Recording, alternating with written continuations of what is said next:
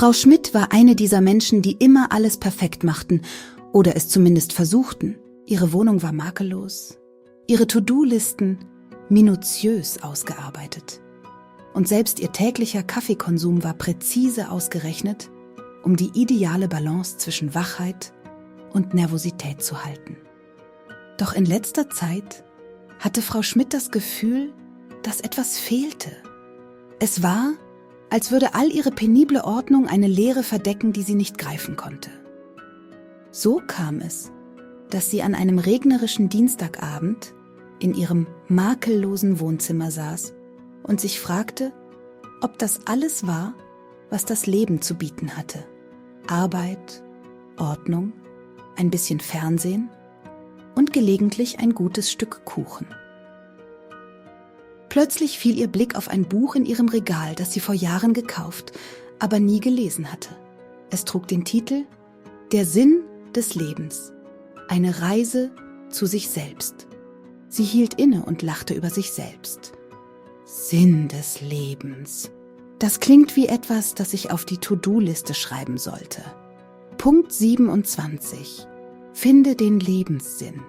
Doch irgendetwas in ihr sagte, dass sie es versuchen sollte.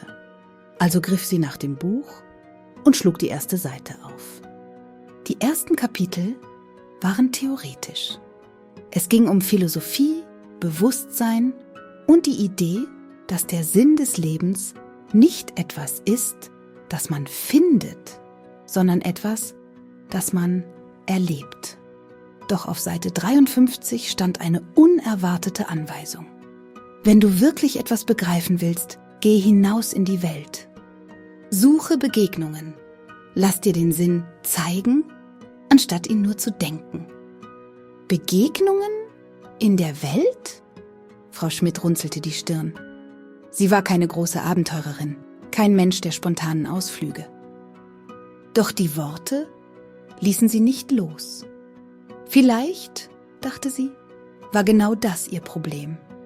Alles passierte in ihrem Kopf und nichts wirklich im Leben. Also zog sie sich eine Jacke über, schnappte sich ihren Regenschirm und machte sich auf den Weg hinaus in die frische Abendluft. Es dauerte nicht lange, bis sie ihre erste Begegnung hatte.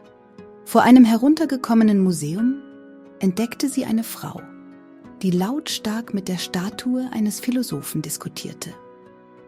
Die Frau war in leuchtende Farben gehüllt, eine Mischung aus Hippie und Kunstprofessorin, und schien nicht im geringsten die aufmerksamen Blicke der Passanten zu bemerken. Neugierig blieb Frau Schmidt stehen. »Entschuldigen Sie«, sagte sie vorsichtig, »sprechen Sie mit der Statue?« Die Frau drehte sich zu ihr um und lachte laut. »Natürlich! Und warum nicht?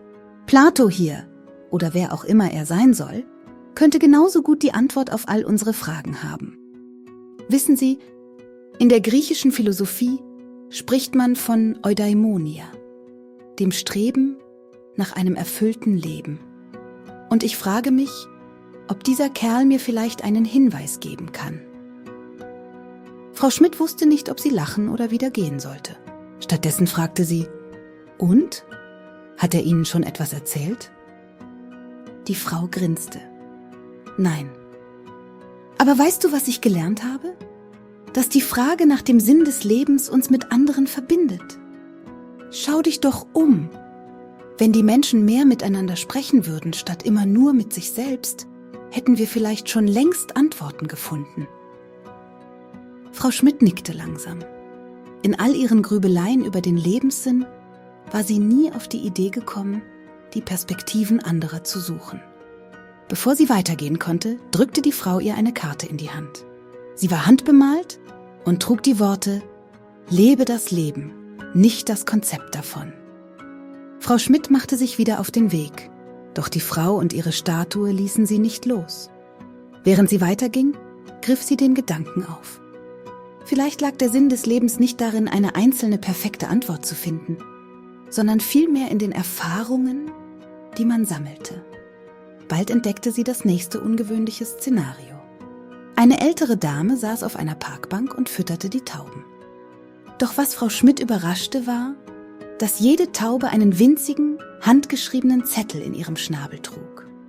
Vorsichtig näherte sie sich. »Was genau machen Sie da?« fragte Frau Schmidt, halb fasziniert, halb verwirrt. Die ältere Dame lächelte weise. »Ich schicke Botschaften in die Welt. Wissen Sie, im Zen-Buddhismus sprechen wir von der Vergänglichkeit der Dinge. Alles kommt und geht und nichts bleibt für immer. Die Zettel erinnern die Menschen daran, im Moment zu leben. Und was steht auf den Zetteln?« Die Dame zog einen weiteren Zettel hervor und reichte ihn Frau Schmidt. Sie las langsam: »Jage nicht dem Glück nach. Es ist wie ein Vogel. Je mehr du ihm hinterherläufst, desto mehr fliegt es weg. Aber wenn du dich still hinsetzt, kommt es zu dir.« Frau Schmidt setzte sich zu der Dame auf die Bank. Sie dachte an ihre Listen, ihre durchgetakteten Tage, ihr ständiges Gefühl, dass etwas fehlte. Und plötzlich erschien ihr all das so lächerlich. Vielleicht war sie wirklich die ganze Zeit dem Vogel nachgerannt, anstatt einfach zu warten. Es war schon spät geworden, als Frau Schmidt beschloss, noch einmal zum Fluss hinunterzugehen, bevor sie nach Hause zurückkehrte. Dort wartete ihre dritte Begegnung auf sie. Eine kleine Jurte war am Ufer aufgestellt und ein Mann, offensichtlich ein Schamane, hielt eine seltsame, rhythmische Trommel in der Hand. Der Rauch eines kleinen Feuers stieg in die kühle Abendluft. »Komm doch näher«, sagte der Mann, als er Frau Schmidt entdeckte. Seine Augen wirkten freundlich, aber seltsam eindringlich. »Du suchst etwas. Ich kann es sehen.« »Wie können Sie das wissen?« fragte sie überrascht. »Weil jeder, der dem Fluss folgt, etwas sucht«, antwortete er. »In unserer Kultur, ich stamme aus der Mongolei, glauben wir, dass das Leben wie ein Fluss ist. Du kannst nicht gegen die Strömung schwimmen.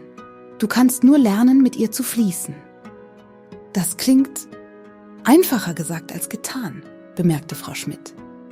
Der Schamane lachte. »Natürlich. Einfach bedeutet nicht leicht.